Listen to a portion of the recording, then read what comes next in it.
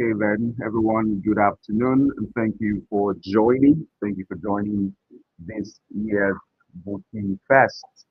I'm aware that we have some more persons who are going to join us as we go on. But for now, I'd like to just welcome you all very well to this particular um, festival, as I will call it. My name is Oluwak Pelumi, or just a bit of introduction of myself, and then we get to what we have today. I see our guest authors are already in the green room. I'm going to allow you in a moment. I see we have Dr. Annie Agi here already, and we have Christoph V already in the green room. So we're going to get to meet our guest authors for this year's Wiki Fest very, very soon. Okay. But I want to welcome you all. Like I did mention, my name is Oluwa Kaludi Or. I am the founder of Booki, a platform that presents an African version of Amazon. In the build up to putting up Booki, it was that I felt that we had a system that restricted people, Africans most especially, from expressing their work as best as they could express their work. And I thought it was best to create something African, something that we could relate to, making it easy for people to navigate and how to put their books online, and as well be able to get strategies on how they can sell their books. It was for that reason that Bookie was created to make that possible. I'm just going to confirm.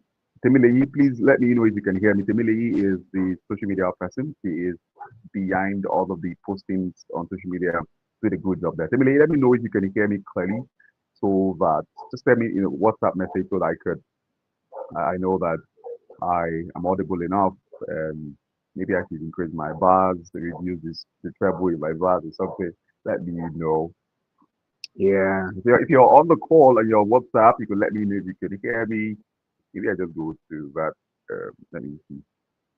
Mm, let me see. I don't know if it can be heard. Okay, so just in the meantime, whilst I'm waiting for a message from Timilia as to if she can hear me, it was for that reason that I set up Bookie to make sure that people can have their books ready to be sold.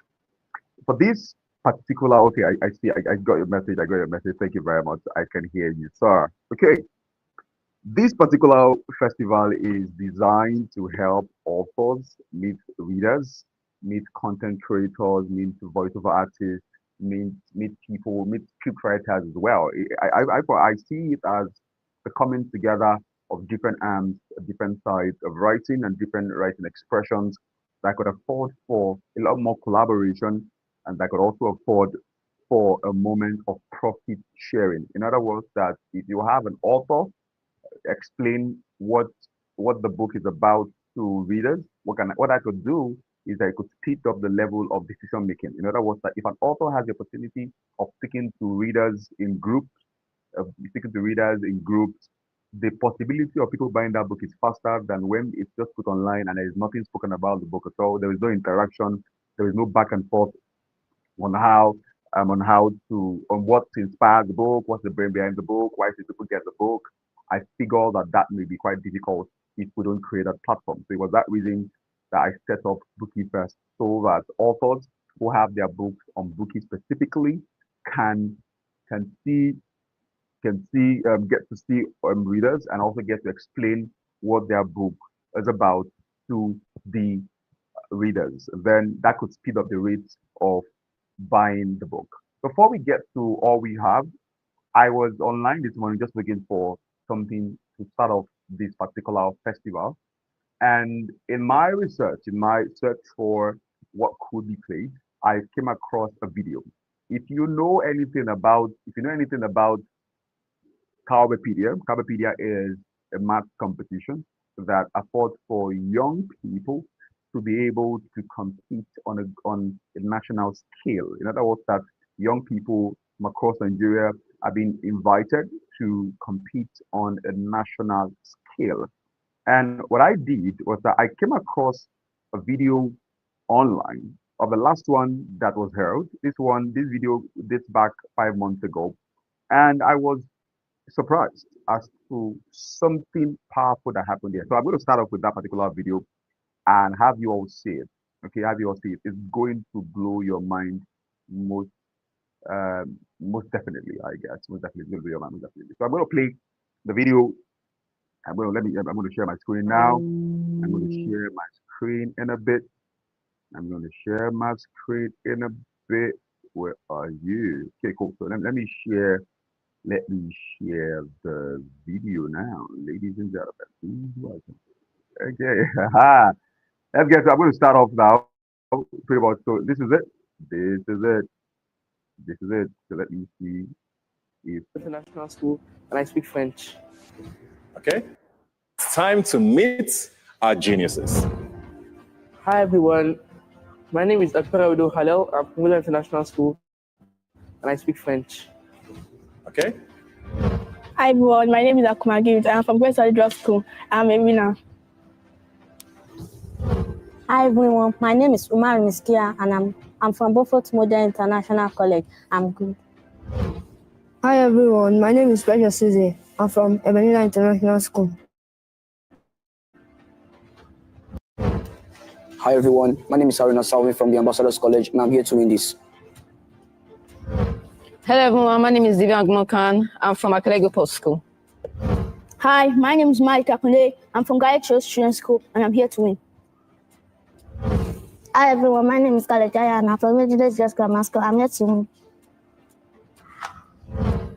Hello everyone, my name is Aina Motsobisi. I'm from Great Beginning Academy and Montessori School and I'm a champion. Hi everyone, my name is Sochima Ekweme. I'm from Evergreen College, Enugu, and I'm the best. Hi everyone, my name is Adioli Peace. I'm from Welcome International School and I'm the winner. So now I paused the video there intentionally just to explain what has just happened and what will happen after this. So this is, like I said to you, Carbopedia. These guys these are young people who have been brought on board to compete for the grand prize. The first thing that has happened here is that they have introduced themselves. In other words, they all said their names and then also then made an affirmation. Now, what had happened was that I don't know if you paid attention to the affirmation they made. I'm sorry, I have to start again because I should have explained to you what I expect you to see in the video.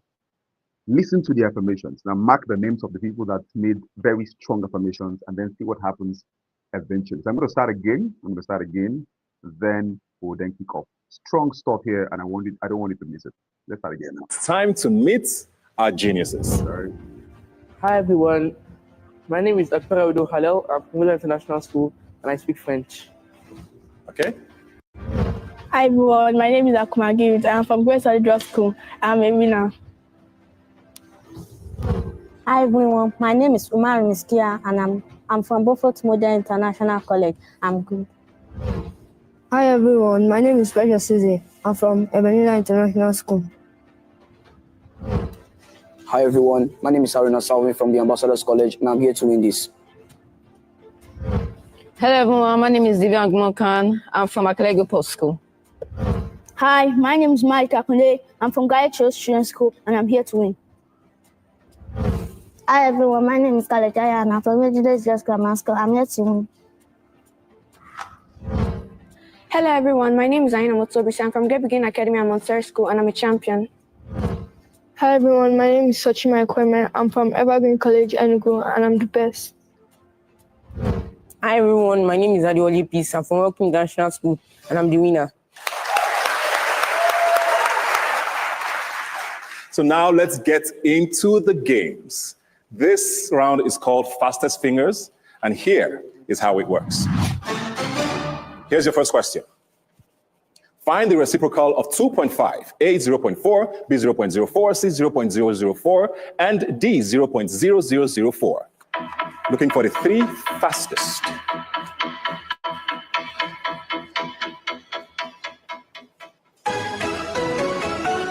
All right, that sound says your time is up. Here's the correct answer.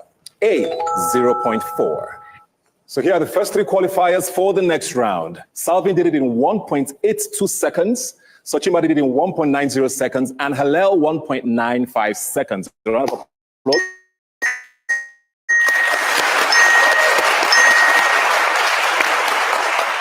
All right, for the others, let's move on to question 2. Which of these is the odd one out? A, arc, B, diameter, C, circumference, D, chord. Fastest fingers. Lock in your answers to move on to the next round.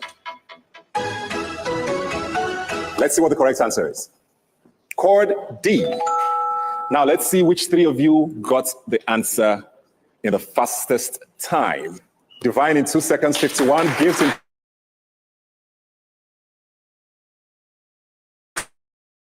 2 seconds, 43. And Ahima. To all three of you. 5 contestants are still left, but we only have room for 2 in the next round. We'll find out who those 2 will be with the third question. All right, contestants, here is question number 3. Numbers 1, 2, 3, 4, 5, 6 are called A, recurring decimals, B, whole numbers, C, natural numbers, D, integers. Looking for the fastest 2 to answer that.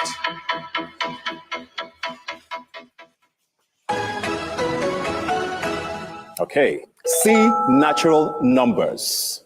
Let's see who the top 2 finishers are. That's Peace and Precious.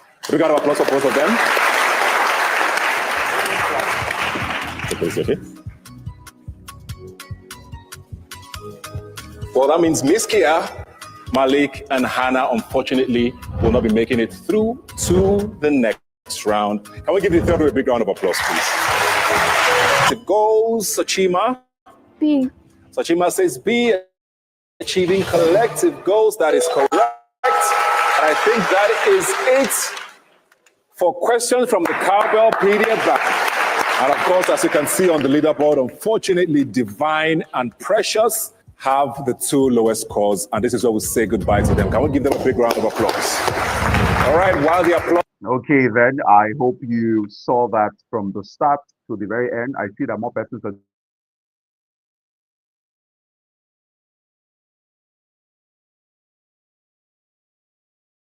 came to mind when that was being played, when I saw that at first. The fact is, if you paid attention to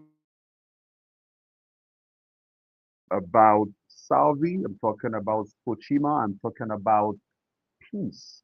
If you listen to their confession there, they made certain strong statements. Like, I am here to win this. The other lady said that I am the best.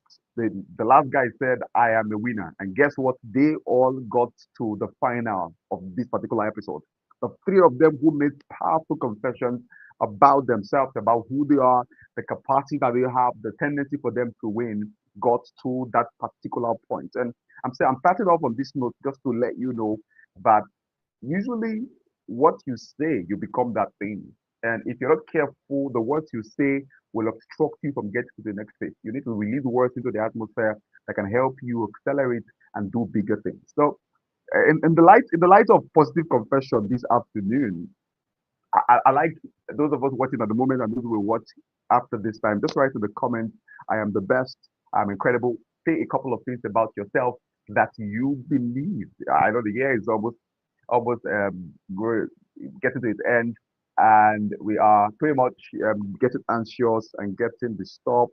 The level of pressing is now higher, and it becomes a must for us to be able to say words about ourselves. So I want to see us in the comments writing words of affirmation. I'm incredible. I'm special. I'm fantastic. As we proceed now.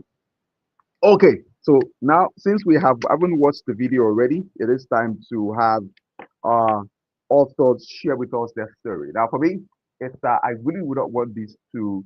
I would not want us to stay for long on the call. I would like for us to hit it as fast as we can hit it, so that we are all good and can return to all we have to do for today.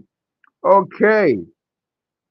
Given the roster that we have, we're going to have Chisum Veronica come first, and then we're going to have Dr. Annie Agi come next. Now, if you have questions to ask at any point in time in our conversation, do well to let me know. Send it to, just write it in the comments of the YouTube video.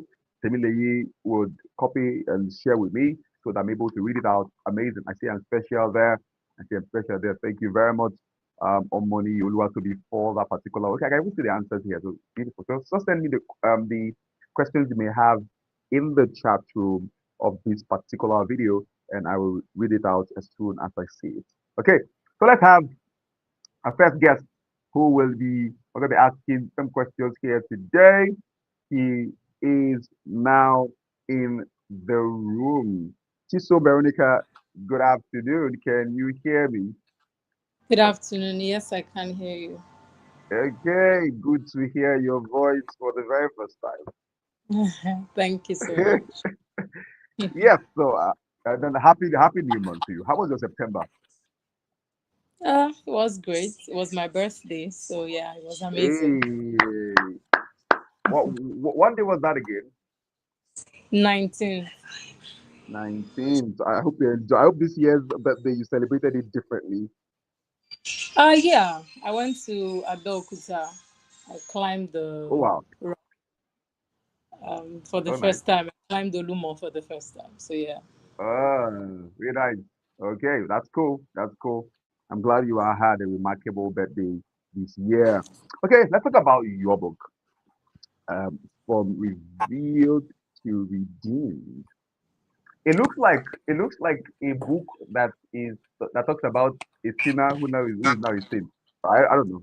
Tell us, how did you come about the book? What inspired the book? My inspiration first came from God because of how I used to live. So the book is Mm, basically talking about me. I used to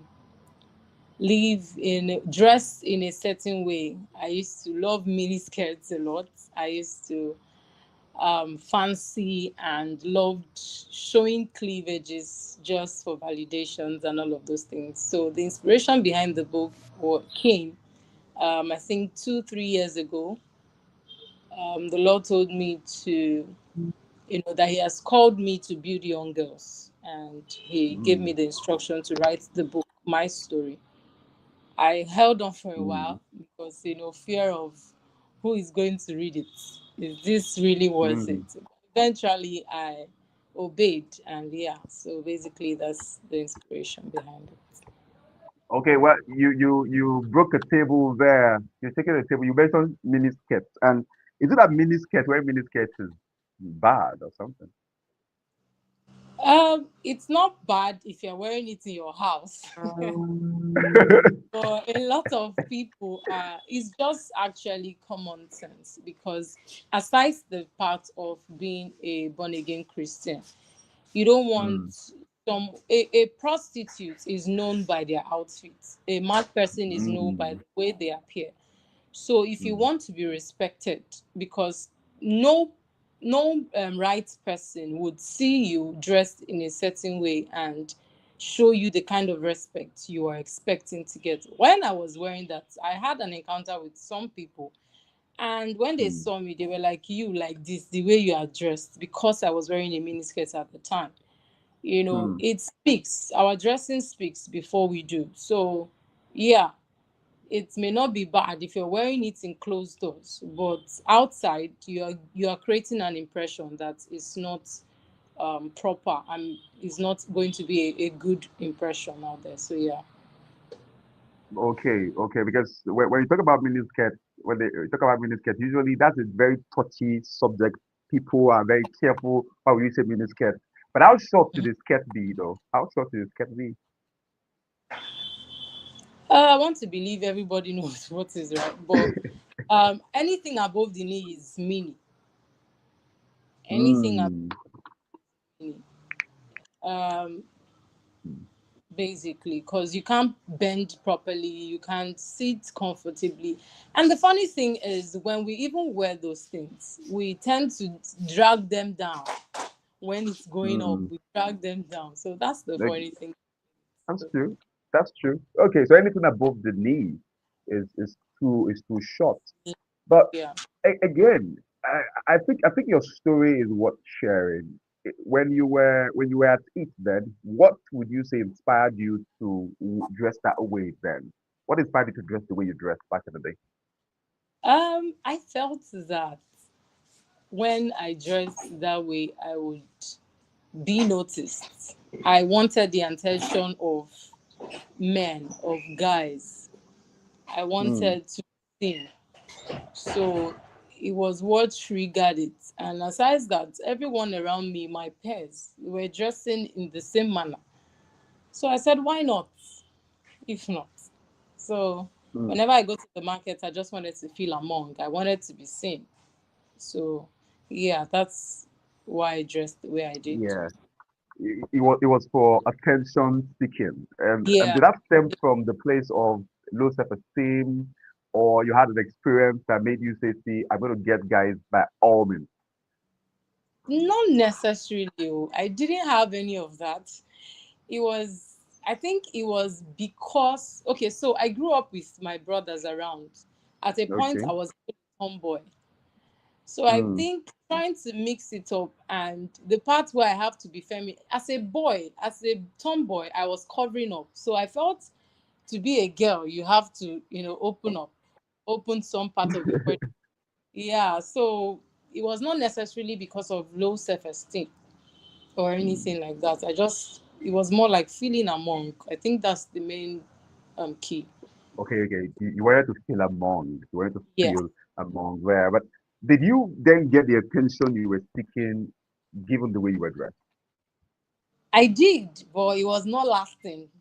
The attention I wanted to get was supposed to last, but I didn't get that. That's the funny thing, because a lot of people who even approached me, they Yeah. were not, I was not a born again at the time, but whatever morals I had was still kind of intact. So Okay. when they approached me, they just wanted something that was not in line with my morals. So I said, Hmm. nah. But I kept on anyways. I kept on until I became born again. Wow. Okay. Because it's amazing how that even in that state of mind, you were able to still identify the things that you will not do, the things that you can do, the things that Yeah. you won't allow. Amazing. But let's now talk about what chapter of the book for you was very difficult to write. Uh, I think Was the at most difficult first, one to write?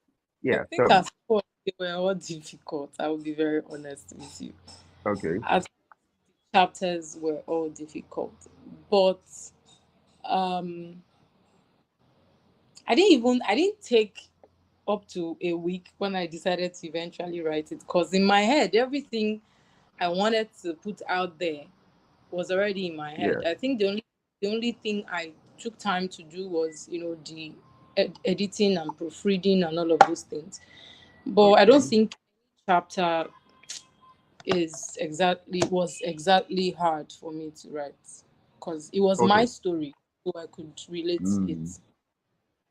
Okay, but let's take it chapter by chapter now. So I know you have a copy of your book already. You're going to stick to each chapter of the book and just summarize what it is that you are trying to communicate from each chapter. Okay, so let's from chapter one. Let's go. Please give me a minute. Yeah. Hmm. Yeah. Yep. Okay, so I'm to summarize, or you're going to ask me a question? No, you just summarize chapter one. You summarize. I ask you a question, or if I have one, and then you go to the next chapter. Yeah.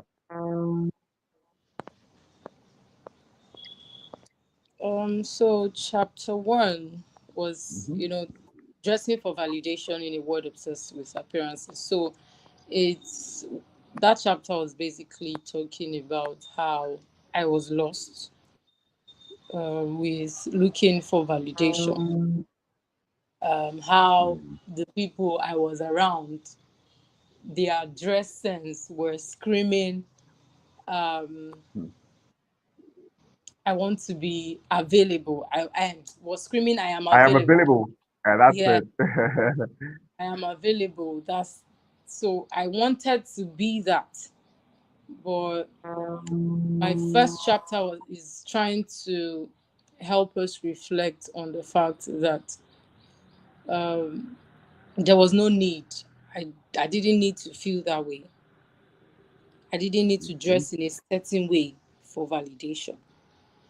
I don't need to conform to the world, basically. Then chapter 2, the illusion of freedom in dressing indecent. Many of us, we feel that when we dress indecent, we are free. When we dress a certain way, nobody's holding us back. We are expressing the way that we feel. But this chapter, it was an eye opener for me. I realized that dressing this way, it had a cost. It had nothing to do with freedom. I misunderstood what freedom meant, So it's a chapter that is letting us know that freedom is different.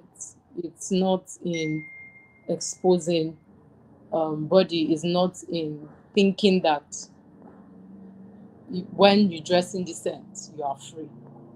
So basically, that's that for chapter 2. Chapter 3, realizing the disadvantages of indecent dressing. So I think at this point, I've gotten to that place where I know now that this is not it. I have been misjudged because of how I dressed. I told you about an encounter with some people. They saw me in a way that I didn't like. So at this point, I began to see that no, this shouldn't be it. So chapter is basically a message that indecent dressing gives people another impression about us that we're not. So chapter 4 is a life-changing encounter with Christ and finding true worth. So this is when I had an encounter with Christ. So I became born again in 2016. This is 9 years now. Oh wow. When I became it was hard at first because I loved those outfits so much. I would never have believed that I would wear anything long. So when I became born again and had an encounter with Christ, one of the first things he told me was to trash those outfits. So this brings to a point where I would always say that you can't have the Holy Spirit and dress in a certain way. He will not allow you. Except you choose to just ignore whatever instruction is given.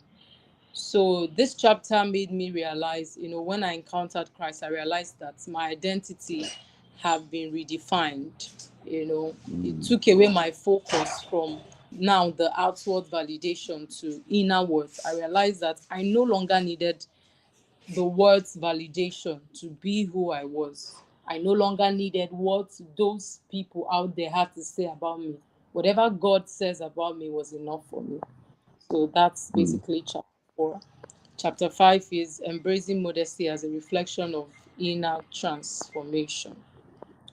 In this chapter, I realized that modesty was not a set of rules. It was a heart posture. I can be stylish and still modest. God gave me an understanding that He blessed me initially, right from time. So before I became this far, I used to dress my brothers up. I used to pick out their outfits, even my friends. I used to do all of those things. So I realized yet again that, God has blessed me with this gift. Why not put it into practice and make people around me know that embracing modesty is not a restriction. Precious, please. Sorry, hold on. Precious. So it made me realize that embracing modesty is a reflection of inner transformation, not a restriction. I saw it as not being a rule of dressing in a particular way, because we often that modesty is only when we wear certain type of outfits, cover our hair and do all of those things. But I got to express modesty in a way that reflects my values and my beliefs. I could style and still be modest. So chapter 6 is building a new style, fashion, and faith in harmony. Yeah, it's a testimony for me. Like I said earlier, I could now style and still be modest. This chapter became like a testimony to the beauty of modesty. I wanted people to see that they could dress in ways that honor God and still embrace their love for fashion. A lot of people, they will say modesty is boring. Being a Christian is boring. No, it's not boring. You can dress and be stylish. You can be modest and be stylish. You don't need, it is not you dress in the word standard that you think you're stylish. No, modesty is beautiful, extremely beautiful, and it is not restrictive. It isn't restrictive. So this chapter is a way of helping us know that you can build style, you can build fashion, and it can go hand in hand with faith at the same time. Yeah, so chapter 7 is standing out with purpose, not for attention. This chapter is just basically about dressing modestly and how it helps me stand out. If I come out in a room by God's grace, I stand out every time. People see me and like, how do you do this? How do you combine this? How do you dress so modestly and still look this stylish? So this chapter is a way of reminding us that you can stand out, with purpose, not for attention. So when they see you and they see you in a way that pleases God, not in a way that the world used to see me. So they were not seeing me for the attention that I was seeking. They are seeing me now that this your outfit is for a purpose, is for a reason. They are seeing modesty, not the attention that I was looking for at the time. So yeah, that's basically what this chapter is about. And chapter 8, the royal identity, dressing as daughters of the king. So I believe that because God is king and we as his daughters, we are princesses. If you go to palaces, there are ways that princesses dress. They don't dress anyhow. They don't expose their cleavages. They have a certain way they dress. Look at this lady, late Queen Elizabeth's daughter-in-law. There's a way she dresses when she comes out. You know that this one stands out. There is something about her, whether she's on casual, whether she's on any other attire. She's royalty stand out. So you can't say your father is a king and you are dressed in like the daughter of someone who owns a motel. You can't say your father is a king and you're dressing like um a prostitute. When you come out, they see you and the first impression they have is that this person is a prostitute. So this chapter is for our realization that we are royalties and our father is a king. This modesty in this sense is more than clothing. We have Yeah. to increase our worth as God's children and dress appropriately. So chapter 9 is sharing the message in modesty. Yeah, I mentioned it earlier that God gave me an instruction to build young girls with modesty. He has called me to build young girls, maybe not necessarily young girls alone, but women, to make them realize. It got so deep that even my project in school was about Yeah. indecent dressing. Even my project Wow. in about indecent dressing. So this particular chapter 9 is basically that's how I share the message. So I dress and I post it on my platform, Instagram, whatever platform that I have, to to put it out there, preach it and know that for everyone to know that you can be stylish and still maintain Still modesty. be modest. Yeah. So chapter 10 is no gain in decency, only freedom in Christ. Sorry, no gain in indecency, only freedom in Christ. I can say that there is no lasting gain in dressing indecently. like I said earlier, it only gives the validation that you want for now. It doesn't last. It's not, there's no lasting freedom in it. The only freedom that we can get, our freedom, true freedom, is in Christ. True beauty and worth of a person comes from a heart that is transformed by Christ, not from um dress. Even when we dress modestly and decently, we have to still know and realize it, that true freedom is in Christ. Because there are people who are moralists who actually dress very decently but are not in Christ, and they will still look for something that is missing. So the only way we can get true freedom and true worth and true validation is when we are in Christ, not by our outfits, not by any other thing, but strictly in Christ. So yeah, that's basically all about the 10 chapters of my book. Thank you very much. Okay, thank you for taking us through that. That was a good listen. I'm guessing that anybody who has read the book, I have a couple of persons who have read the book, and they came to me to say, that was a good book. That was a good book that they just read. And it looks like, listening to you already, if you haven't read the book, it looks like you've read the book already, given the way it took us through from chapter to chapter of that particular book. Just to remind you out there that you can get the book on themainbookie.com. You can get the book right now on themainbookie.com. Let me see if I could ask Tammy to okay, let me just post a link myself to the um, the chat room there, so that if you want to get the book, you could just click on this particular link and you will be led to the page that has the book there. It's for free. It's for free. I will just ask you two more questions, and then I would invite Dr. Ari Agi to come up for our own session. You did mention that it got to the point that you realized that it's that being assured of yourself should not come from the outside.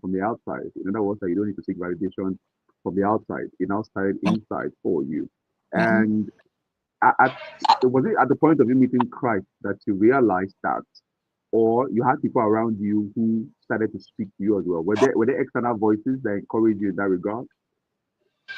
Oh yeah, I had people who were talking to me about how I used to dress, but it became Mm, more clear. They were talking, but I was not actually. I was listening, but I was not. I was not walking towards whatever they were saying. It was after I became born again that I came to a conclusion and a total realization that okay, this has to be it. I just had to do this. So yeah. okay.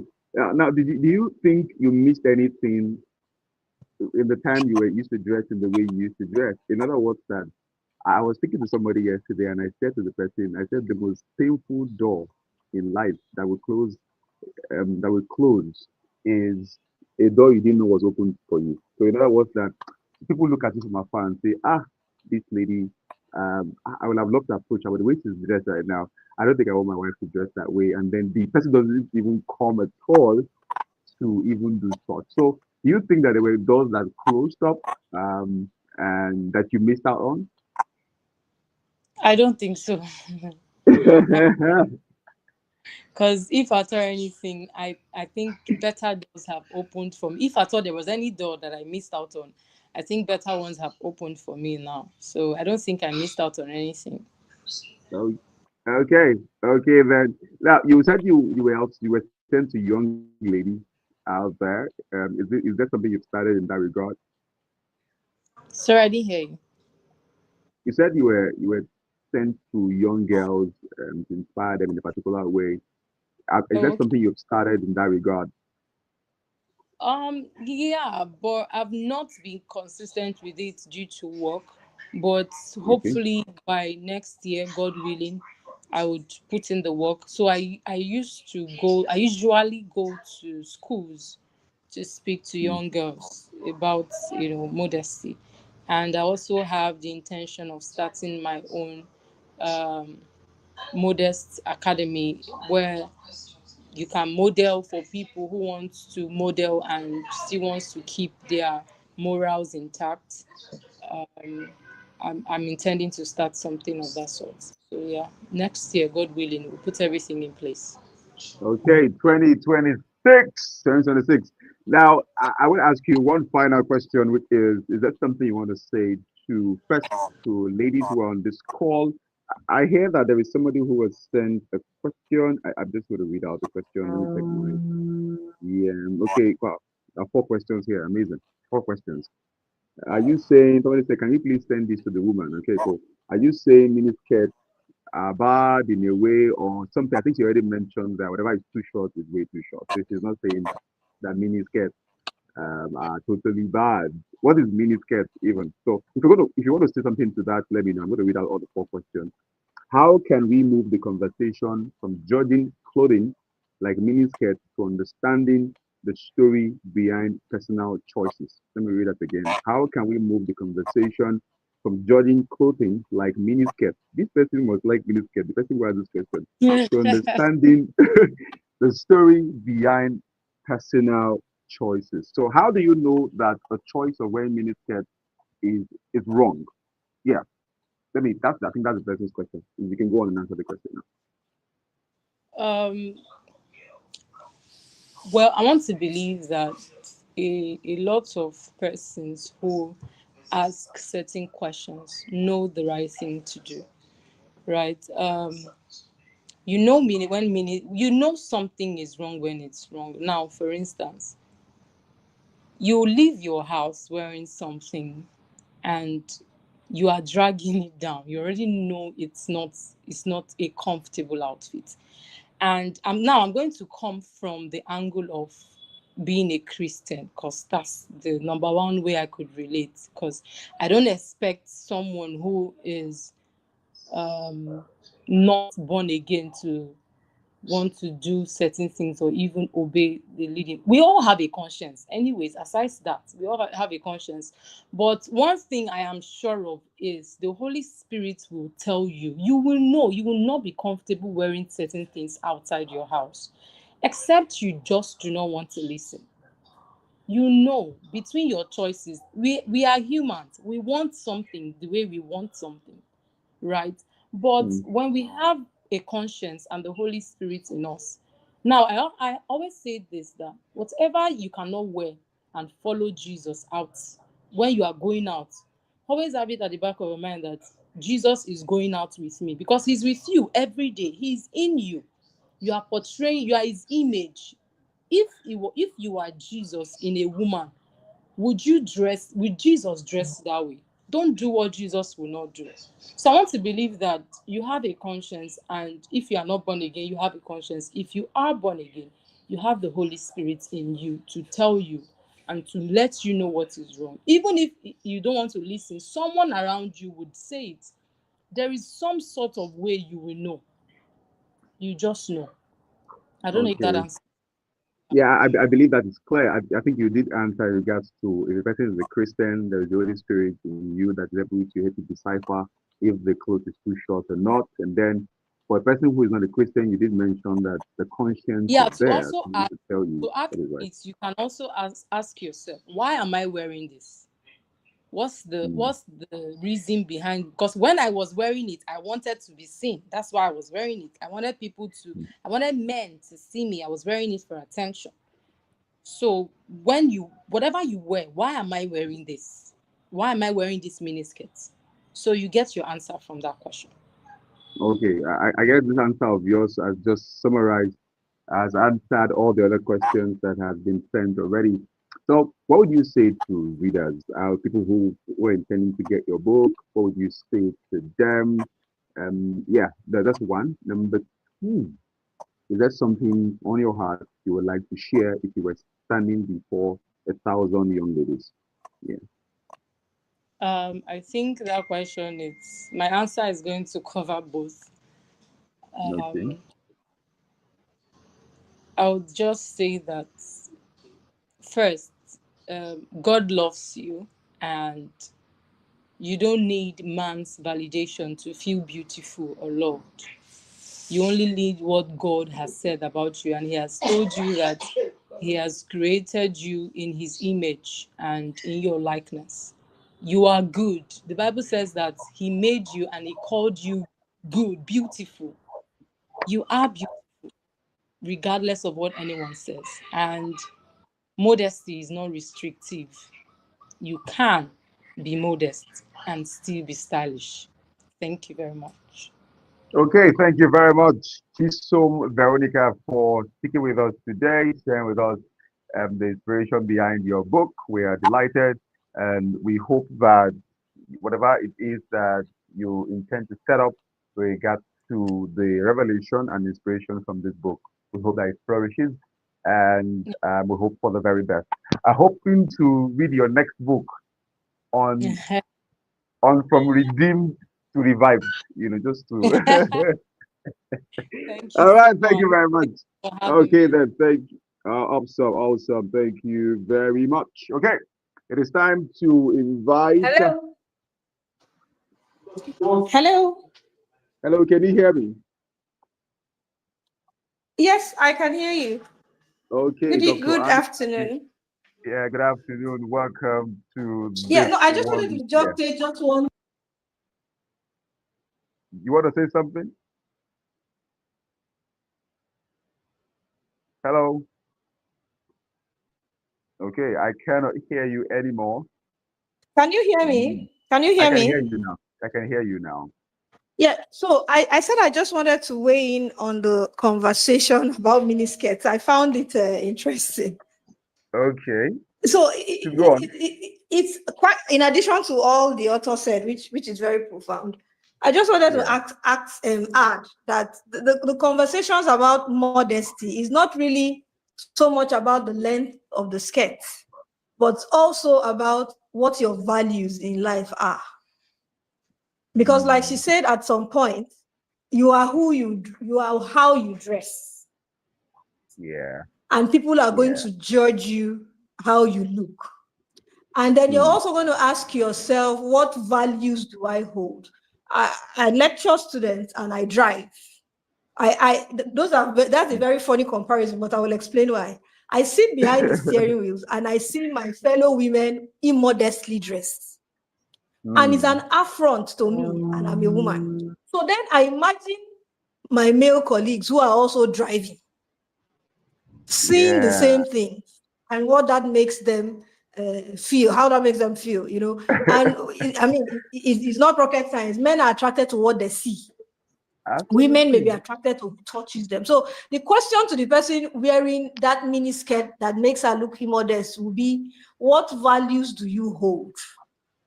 Is it that you think it's okay to trigger somebody, just because you want to wear a short skirt? So fine, you have your personal choice to do as you like. But even in law, we say your right should end where my nose stops. Your right to extend my hand. The issues of modesty also cross into lines of even empathy, Empathy because there. the male will never behave like the female.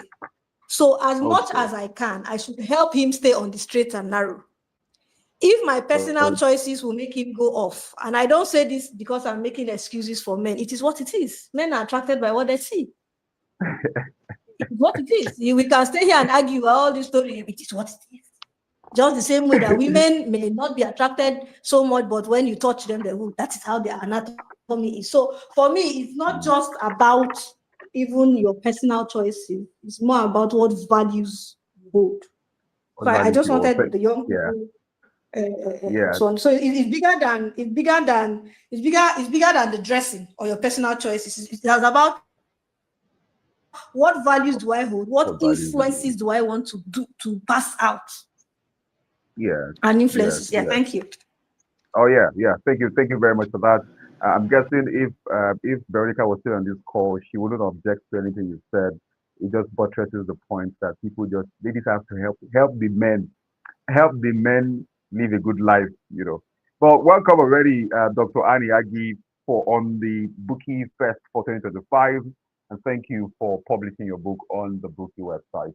I'm going to ask you a couple of questions, and my question is drawn, I guess, from your book titled "The Act of Being Nigerian." But first, you mentioned that you are a lecturer. Could you just introduce yourself to us?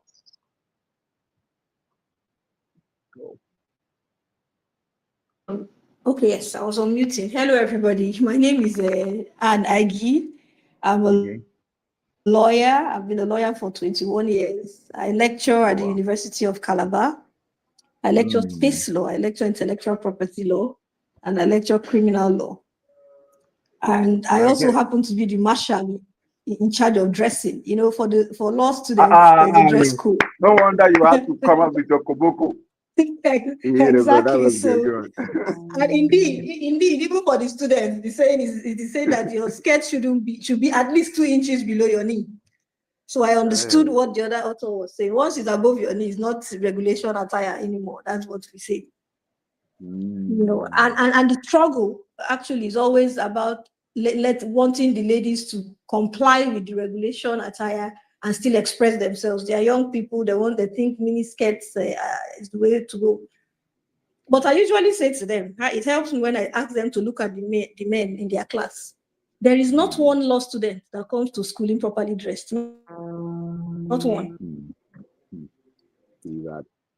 And the male are supposed to be in a white shirt, black trousers, black belt, black socks, and black shoes. No matter how much of a hurry a male law student is, he presents himself like that. It is the females that will come with those mini skirts, different colored shirt, funny hairstyle. You know, so it's a conversation we should have. Yeah, we should have. Absolutely. I think that it's also beautiful to hear that this is coming from a woman, because sometimes when this thing comes up, they say, why can't the man hold himself? But the way the lady is dressed, I guess the man has to take responsibility and keep himself together. But again, it's also best when we don't increase the temptation for a man to be able to do what he shouldn't do. But let's circle back to the act of being Nigerian. What inspired first the title of that book?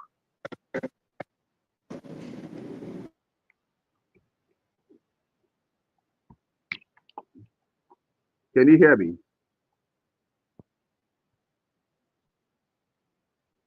Dr. Anne, can you hear me? Okay, I cannot hear you anymore. Can you hear me? Oh, wow. Are you on mute? Let me see if you're on mute. Hello? Yeah. Dr. Anne, can you hear me now? Hello, can you hear me?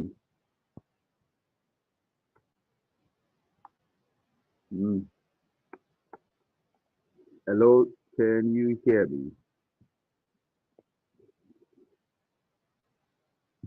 Dr. Anne, can you hear me? I guess the internet is not at its best state at the moment. Let me see. Dr. Anne, can you hear me?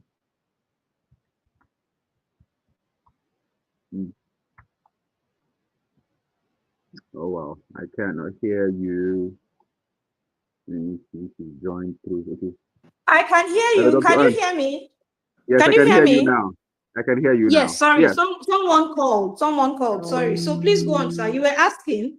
Yes. What inspired the title of your book, The Act of Being Nigerian? Okay. Well, apart from being a lecturer and a lawyer, I'm also really visible on social media. Okay. And one thing I find really amusing and amazing is the nature of the average Nigerian. We are very funny. We are very sarcastic. We are also very intelligent. You know, just being on the streets of social media and listening to the way Nigerians react to things, whether it is when they are teasing Ghanaians or how resilient we are about NEPA. It's just okay. It's not working, but it's okay. For generation upon generation, if NEPA comes, our children know to shout up NEPA. We're just going. And despite our difficulties, our challenges, we are conquering new ground. It's tough, but it is what it is. We are doing the best that we can. And I just thought that was pretty amazing. We are resilient people. And so I studied a couple of what we do, and then I just put it together in a book. So that's what inspired, the art of being. It's an art on its own because we behave the same way everywhere. I was listening Mm, to one of these international comedians the other day, and he said okay. the best group of people he liked in Africa, or even in the world, were Nigerians. Wow. We are never put down. We never think ourselves as inferior. We don't even know that we are inferior if anybody thinks we are. I remember a couple of years ago when I traveled, and I think we were just about 7 Black students in an entire conference. I was leading my students at the time. And then a Black Okay. American man, came to me, and then he was sharing their stories of racism with us and all that and all that. And then he turned to me and he said, but you don't seem phased at it at all. You don't. I said, because I'm not even aware that is a problem. I mean, I'm walking on the street, I'm Black. I'm not staring at you because you're white. So I'm wondering, why would you be staring at me because I'm Black? So Nigerians Mm, are that way. We are just a wonderful set of people. We excel everywhere we are. But there's an art to it. There's a way we behave. And I thought okay. that So art should be codified into a book. So that's into a book for the world to read. Amazing, amazing stuff. And I think I do agree with you in the fact that we are very funny the way we deal. I saw a tweet some days ago where it was said that the um, president's wife may give a speech, and then at some point he said that it feels lonely in the Aso Rock. It feels lonely in Aso Rock. And then somebody commented, I just commented and said, Ma, if it is too lonely in Aso Rock, you can move to Guarimpa. You will have many neighbors there. It was very funny when I heard that. We always find funny stuff in everything that happens around us.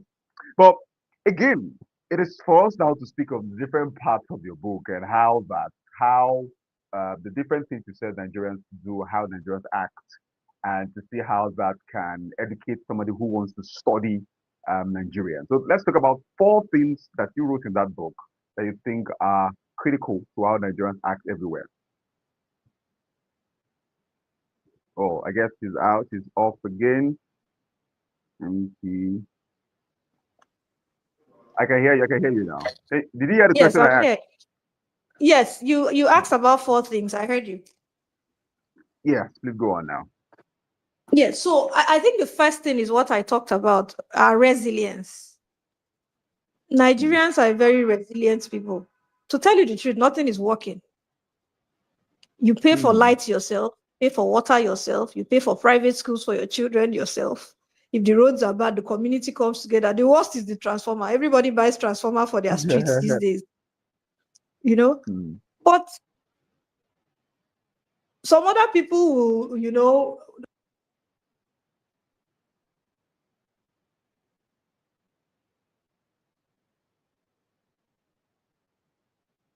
Hmm. Hello. Hello, can you hear me? I can hear you now. Yeah, please pick it up. Yeah. Yes, I said even when we were buying fuel 1,000 per liter, somehow Mm-hmm. we survived. So I think the first thing about the average Nigerian is our resilience. And that's something I Resilience. want young people to. I can hear you. Can you hear me? Yeah, please go on. I can hear you. Yes, please go on. Yeah. Yes.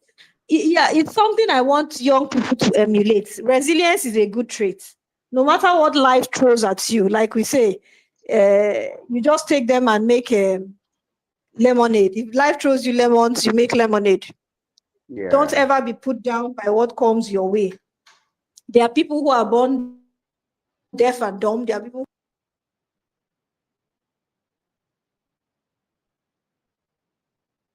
who tell you that most of people will say to you that most of Handel's and Mozart, I think either Handel or Mozart, most of his compositions, when he got older, he was blind.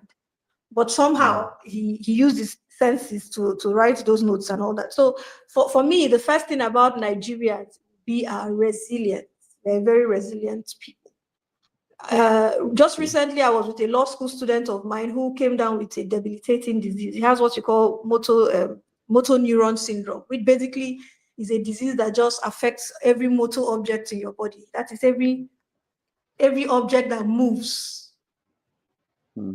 Every object that moves in your body, that disease affects you. So you're healthy, but you can't move your fingers, you can't move your toes, you can't move your knee, you can't move any joints, your neck. So you're just like getting stiff every day, and it's progressive, right? Wow. So, but despite this disease, this fellow goes to law school. writes the bar exams and passes, even better than those people that are, healthy. Right. And people are saying, you can't write the bar exams. You can't. And he says, I can. There's nothing wrong with my head. It's just my body. And at the time he wrote the bar exams, only his thumbs were working. Wow. And he says, I will use it. When the director general asks him, how are you going to write? You're supposed to write. He says, I will use my thumb to type. Just give me a keyboard. And I gave him a keyboard, and look, would you believe, he did type and he did pass, made a second class over, better than some other people, And in the law school, we like to say anybody who makes a 2-2 is actually a 2-1 because you're graded by your lowest grade. So it is what it is. That's how Nigerians are. That's one example. Then our second trait, I think, is still our intelligence. Nigerians are intelligent as a people. Either book intelligence, like when we study, or even native intelligence. I need you to think of your grandparents, what they achieved without civilization, what they knew, the wisdom they had. Nigerians are very rich in those kinds of wise thoughts and wise sayings. So that for me is something that amazes me about the average Nigerian. I read them on social media. I read their thoughts. I read the train, how they. I mean, it's just fantastic when I read from Nigerians in all walks of life. They do very well. That's the second thing. Then I think the third thing for us as a people will be our spirituality. Okay. And which I wanted to showcase in the book. Nigerians are deeply spiritual people. You may make fun of them, but it has its own virtues. Faith is very important for the average Nigerian. That's why you hear things like, by the grace of God, good night, we will wake up tomorrow by the grace of God. Do you understand? And those kinds of things. So that is how we are as a people. So our faith is very strong for us, and it's a good thing. Because, in those days, we used to think that, the white man wasn't really into religion, and so it worked well for him. But that's not really true. If you really study the greatest civilizations, even now, of the world, the Chinese, they are also Buddhists. They are also very rich on their traditions and on their religion. It's just they are not just Christians, so you think they are not following those paths. They are. They are following their Buddhist paths, their Buddhist tenets. So religion also helps. The only thing is you keep a balance. Don't overdo it. And then, like I like to say to people, what God has already given to you, don't spend all the time in religion asking him to give you. That is the mistake fanatics make. Like, God has given you 10,000 naira, you collect it from him, you told him thank you. Then in the morning, when you want to use 1,000, you go and ask him again, can I use 1,000? In the afternoon, you ask him again. That's basically what we do. Most of us as Christians in Nigeria. But way apart from the abuse, we are deeply connected to the source of the divine. We are deeply connected to the Godhead, as it were, which is a good thing. We are not arrogant like that to think we can achieve anything on our own. Whatever we achieve, we attribute it to God, which is fine on his own. Then the fourth thing about that book, which I wanted to project, even in a sarcastic way, is that Nigerians are also deeply corrupt. And I don't know if that corruption is now our way of life because we are used to it. It is in the way we behave. So if you look at the chapter where I talk about weddings, how our aunties and guests behave at weddings, it's a Nigerian tradition. So when your mother goes for August meeting or goes for anything, you in the house, you're waiting for her to bring the meat pie for you, wrapped in a small pack. You didn't go, but you will get something. It's the same way how we go for weddings and we collect one plate, then we collect 2 plates. I was teasing my niece the other day. We went for a training somewhere, and then we had opportunities to get T-shirts at a minimal rate because it was like giveaway. The conference having ended, they just wanted to do away with the conference T-shirts. So they were going for as minimal as 2,000 naira, very good quality. And then so I took one, and then I left. And then after a while, she calls me. The organizers had gone, but I had their number. Then she calls me, my cousin, and she says, please, I'm going to send you money. Can you ask them to send us 5 T-shirts? I'm taking one for my elder brother, one for my younger brother, one for my... And I said to my cousin, Judith, if you alone who came for this conference takes 5 shirts for your family members, we did go around other conferees who may want to take 1 or 2. Hello? Yes, I can hear you. Hello? Please go on, please. Yes. Okay, so we are that way. I don't know if it's poverty that has caused it, but whatever we get, we want to get so much for ourselves, get extra food at weddings, get extra when we're in political office, we want to get extra money for ourselves.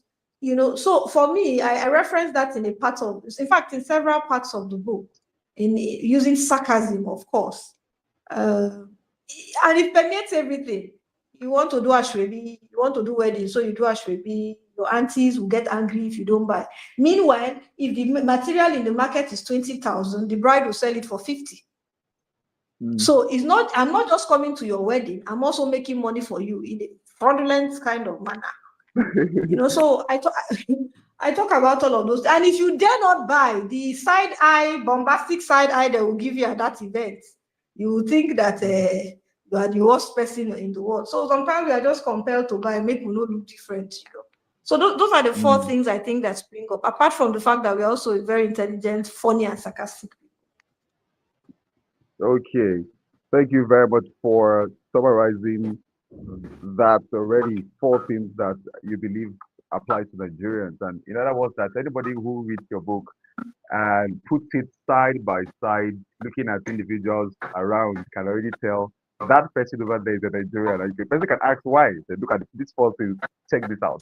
We're resilient, like you mentioned. We are funny people, very funny.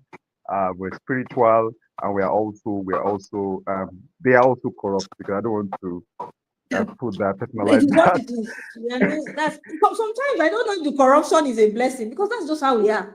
I don't know whether we can do away with it. I don't know. Okay, but do you think that entirely there's a thing wrong about being spiritual? An adjustment. What can we adjust in terms of our spirituality? Are we more religious than spiritual? That's not an easy question, as you think, whether we are more religious than spiritual. Because I initially I just wanted to say yes, but I also know that those people, well, in a way, yes, we are more religious than we are spiritual in a manner. Because you may find a Nigerian rushing to church or rushing from church that may not stop to help someone weaker or in need of help. So to that extent, you may say we are more religious than we are spiritual. However, I also know that even if that is a moral failing for a Nigerian sometimes, when he is in his element, praying to his God is a deeply spiritual thing. And that doesn't only cover when we are in church, it also covers, or in the mosque, it also covers those people who are even traditionalists. We are very in touch with the Godhead. I grew up knowing my grandfather. He had this tripod in the middle of our compound. In the morning, he will go stand there, say some prayers to his God. That is who he knew at the time. And then do some libations on the ground, and he will leave. And then there was the gathering of the children from time to time to pray for all of us and all that. So the Nigerians really believe in spirituality. I don't want to just say that we are more religious. I think we are really deeply spiritual. The ways of expressing it may be in an exaggeration. I think that's the problem. We express it in exaggerated manners, thinking that is the way we should go. Okay, then. Now I'm going to take it this way. Four things you've said. I'm going to ask you this question. So the thing is, what is the downside of our being resilient? What is the downside of our being funny?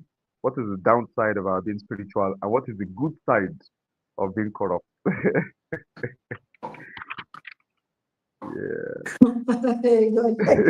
This one, I don't know. Well, that's a good one. You ask very insightful questions. What is the downside of being resilient? The downside of being resilient is that we tolerate nonsense. What Nigerians have tolerated from their political leaders, the Arab Spring arose without so much as that.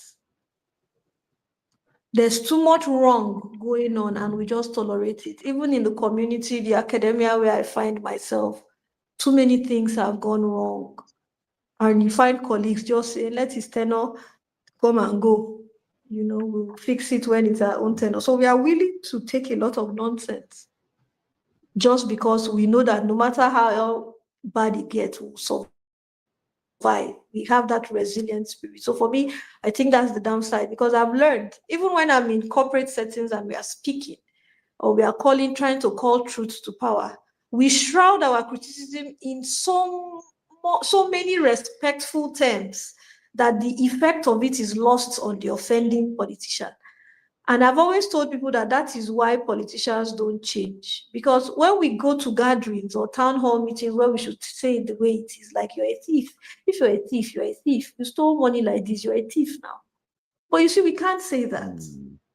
So we are responsible people. We are resilient. And because we know that even if he steals, we'll survive. So we say things like, I may be wrong, but don't you think you should look at another way of not spending our money? So we try to count, and it makes a lot of sense. But at the end, the politician, if he has stolen so much, he needs to be told that he's a thief, because sometimes you need to shock people out of their wickedness. And I have learned that I use that method a lot, and it works for me more. I get more angry people, but I get more people more careful about doing what I have complained about. Like recently at a board meeting, I told somebody he wasn't telling the truth. I didn't even say you are not lying, because everybody, all my colleagues, just kept dancing around it. Actually, sir, this is not what happened. Actually, sir, this is... And as much as they tried to tell him that, sir, this is how it happened, he was sticking to his own narrative that was a lie. And I knew it was a lie because I was a principal party to it. And I knew he was lying. Because text messages had been sent back and forth between him and another principal officer telling him what had gone wrong. So the reason for what had gone wrong was already stated in the messages he got. But he was trying to deflect, to blame another colleague. He wanted another colleague to take the fall. And people kept trying to tell him that, no, but I just had enough of it. So I just told him, you're not telling the truth. Why can't you just tell the truth? He was shocked because he was an older colleague. But after the uproar, everybody settled down and he knew he was not telling the truth. So sometimes that for me is the downside of being resilient. We take too much nonsense. And because we take too much nonsense, we suffer for longer. Because you see these politicians, now if we call them out, maybe in 2005, maybe by now they would have arranged themselves. But we are here petting them, talking to them nicely, maturely. That's a good way. I'm not saying respectful. I'm all for respect, but I'm also all for telling the truth respectfully. But don't go and be shrouding it in these sugar-coated things that they don't really understand, what is going on. So that for me is the downside of being resilient. Okay, so let's go to the next one now. Yes, which is, what was the next one? Funny.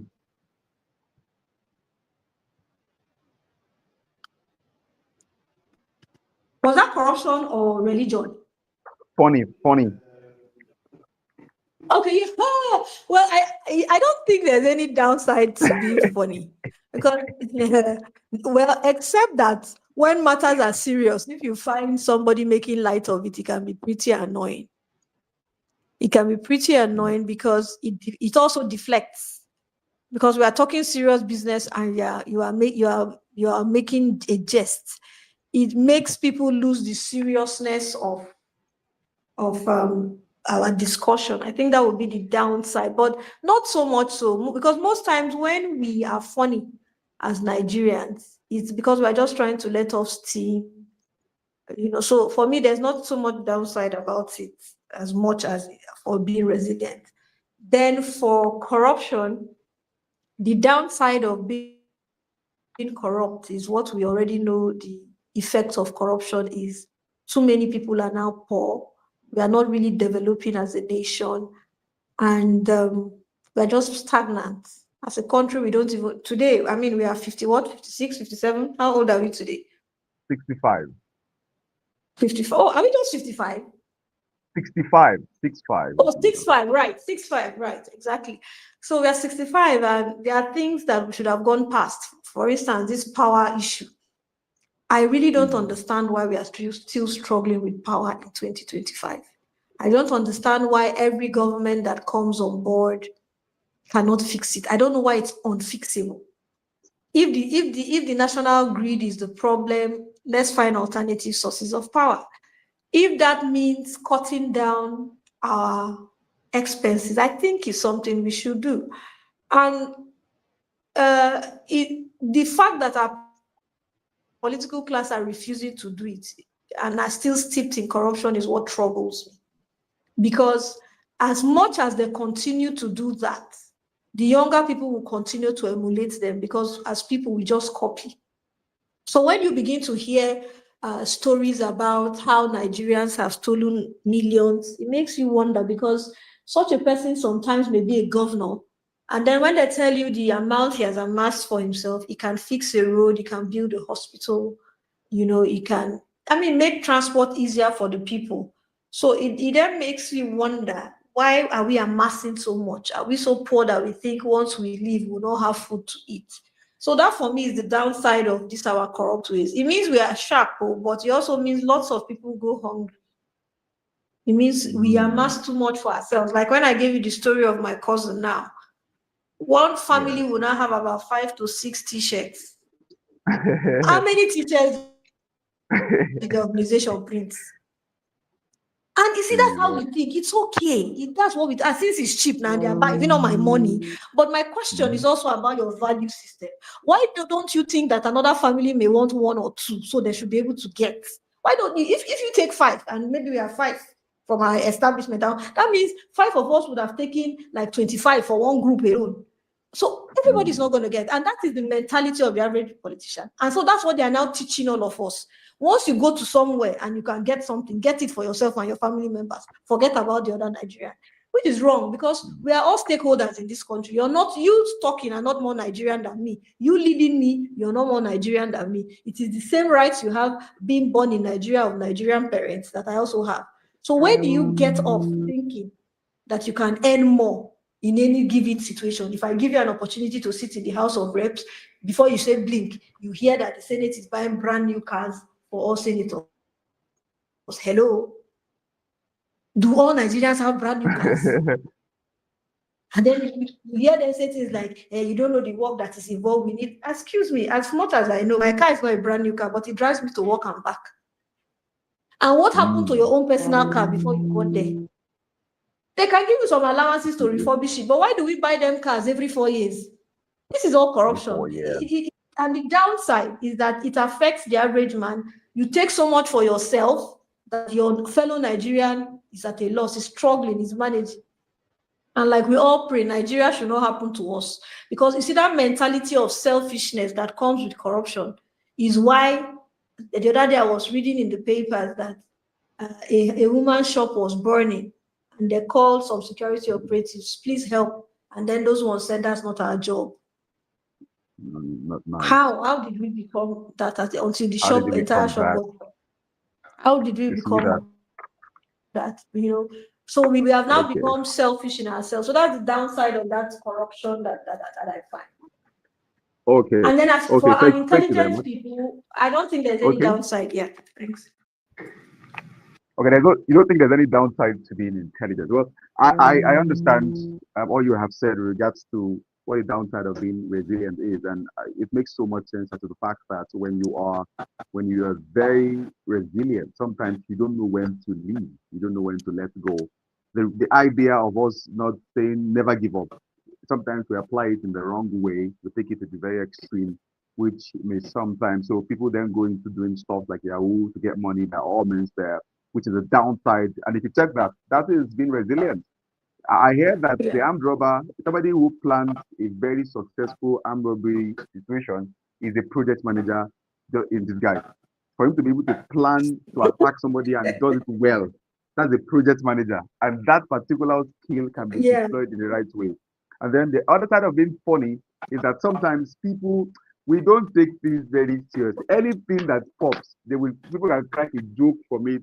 They can begin to say stuff. I am wondering, I am talking about serious matters. So the downside of being funny sometimes could be we may not respond as much as we should respond. And then part of being spiritual, like you rightly mentioned in your words, is that sometimes what we say God will do it, when we should actually get to work. We say God will do it. God's time is the best. Exactly. When we should actually get to Exactly. work. And then the part of being corrupt, I think it takes a very skilled person to be corrupt. I mean, for you to be corrupt successfully, you have to be very, very talented. Just that skill, you are using it in the wrong way, and which is something that Nigerians have to wake up from and begin to position ourselves even better to the world. Thank you so much for the answers you have given to the questions, and I'm guessing anybody who wants to buy the book at the moment, I was already had the perspective of what the book is about. Get ready to laugh, but also get ready to learn, get ready to get entertained as you read through the book. Thank you so much, Dr. Anne, for your time here with us today. Thank you so much. Thank you, sir. Yeah, Yeah, thank and, you. and, and All right. not just get ready to, the Okay, person tell me. who reads the book will also understand how we are as a people. Several cultural traits we exhibit are also in the Mhm, book. Like I say, how we all jump up and shout about NEPA, mhm. how, Suya is a culture of the Nigerian, and Suya must be in an old newspaper. We can't pack it in foil. That's how we are as a people. So I also talk about how we worship in church, how every Nigerian Christian or Muslim is a good Christian or Muslim until you try to move them from their chair. We like sitting where we want to sit in church on Sunday. Until the usher comes there and say, move. Then that's when you know that we are not finding all of those kinds of things funny. So those are the kinds of things we talk about in the book. Really funny, but you learn a lot about Nigerians. Thank you. Definitely, definitely there. Thank you very much. Now, if you're watching right now, you will notice that I am on my screen already. I am trying to help you see how you are able to buy the book on the Bookie website. So this is how it works. You go to the Bookie website. Let me start again so that okay, I think we just start here. We just start here. So this is it. I've clicked on that particular logo there. This is the home page of Bookie. Just punch the act.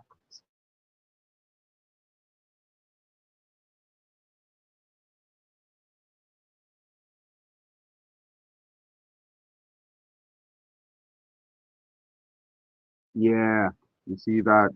This is it.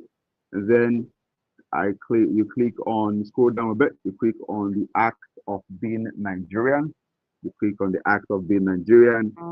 Then you then find this, you find Dr. Anne's store on the Bookie website, and then you can add to cart. You can add to cart there. I'm just showing you how to buy the book so that you are able to get the book. Then when you get here, you see you have view cart up here, view cart up here. You could just click on view cart there.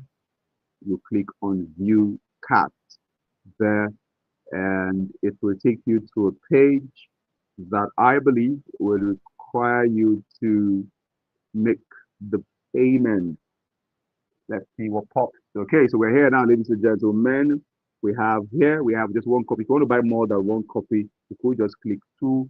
You click the plus sign, there's going to increase. If you want to buy one, you take it back to one, and then you proceed to make your payment. Okay, you proceed to make your payment.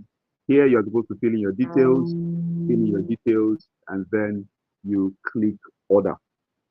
Very easy to do there. And then for the other book, let's go to for the book by Chisom. For the book by Chisom, this is how to do it. Just come to the search box here and set for from reviewed. Just from reviewed. Then you have enter there. From reviewed, you have enter. Okay. Let's go again now. Let's start with from. Okay. Let's see. Let's see what to write. Let's see that front. Okay. We got to look at that. We have to check the keywords. So every book has a keyword. That's the way books are found easily. But luckily for us, the book is on the first page. Okay. And then you have that Chisom Veronica Sukuma Eze. Then you come here. This is the picture here, and then you click on add to cart. You click on add to cart. The book is for free. The book is for free. It's for free. Okay, you click on view cart. View cart is there. Okay, now because I already initiated transaction process for the act of being Nigerian by Dr. Anne, I will have to take this out because now I want to get only Veronica's book. But if that's what you want to do, you can even proceed to buy both, and then you can proceed to buy both. You have a total here of 10,000 naira because Veronica's book is for free. You're only paying for Dr. Anne's book. Okay, so whichever one you want to do, you can close this. You can close this. If I close this now, this will change to 0 naira because the book is for free. You see that there, 0 naira there. So let's get this free book. Let's get this free book so we see how that works. I fill in my details here already. Let's see. Let's see. Okay. Please order. Please order. Let's see. Let's see. Let's see what pops. Let's see what pops. Okay. What do we have here? My order has been received. My order has been received. And then I can click on this link. I click on this link and then the book downloads. Yeah. Yeah, there's a copy of the book now.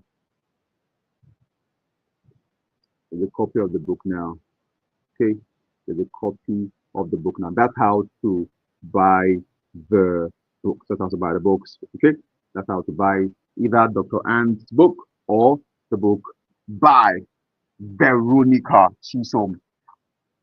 Thank you everyone for joining. I've been getting messages privately of people who are desirous of putting their books on the Booki website there. Thank you for that. If you have any question you want to ask me, you could reach out to Temilei or reach out to me privately, and I will respond to you as soon as I get your message. As soon as I get your message, I will respond as soon as possible. But if there are questions you want to ask that you can ask here, let's see. Let me see what questions have been asked. I answer it one time for all here. Yeah, it's publishing on Booki free. Yes, it's free. You can publish book for free there. You publish your book for free. But what we do is the commission from the sale of the book, we take a percentage of the sales to be able to make it happen. And then for authors as well, for authors, we also make sure that we create an opportunity for them to have the audio version of their books, that authors can have the audio version of their books. In other words, that an author can have a book that is written already, can have the audio version of the book so that you're able to make money from different parts. There are different ways to make money from your book.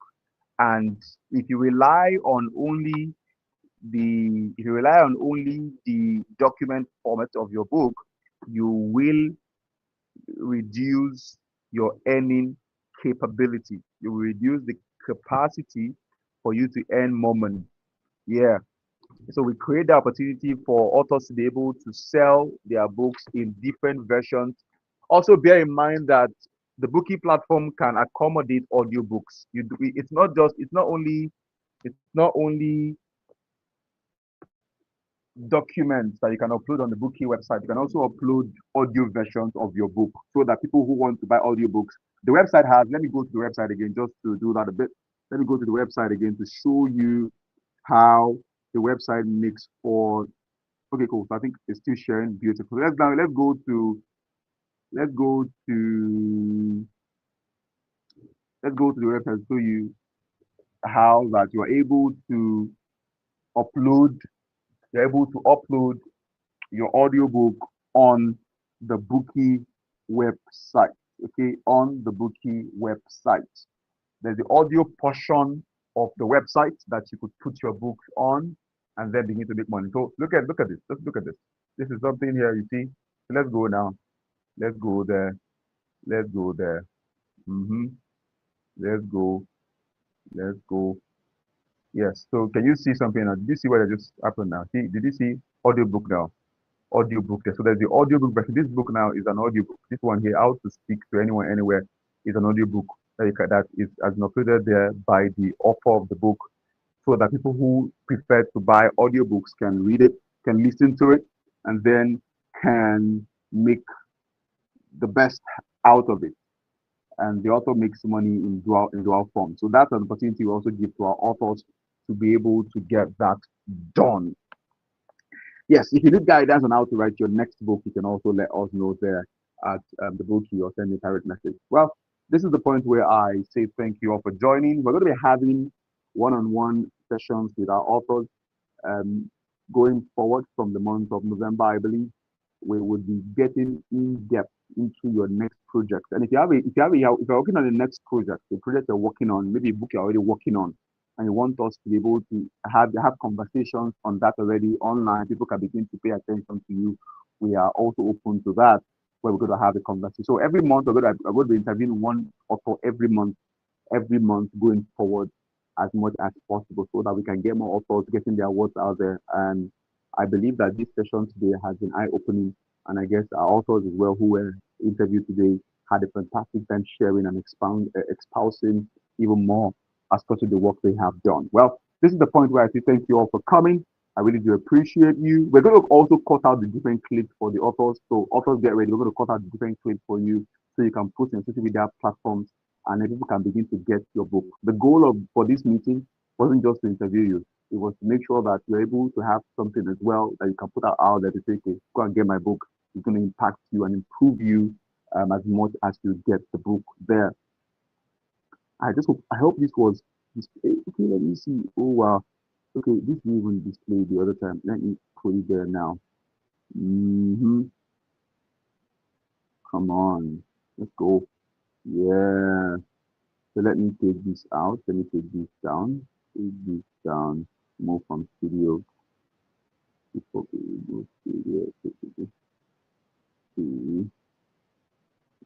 let's put this one there. Okay, cool. So I was saying, this was what I was saying before, that this website, the Booki website, has the audio book. Okay, has the audio book there that is different. So apart from just putting your PDFs there, the website has the audio book region that affords for, where are you again?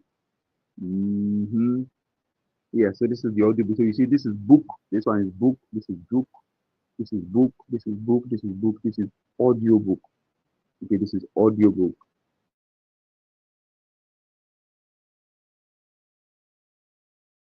Authors, get ready. We're going to cut out this clip, the different clips of your interview session, so that you're able to post it everywhere and get more persons to see your work and then can begin to engage with you. Okay, then. Thank you everyone for joining. Have a fantastic evening. Thank you very much. Thank you.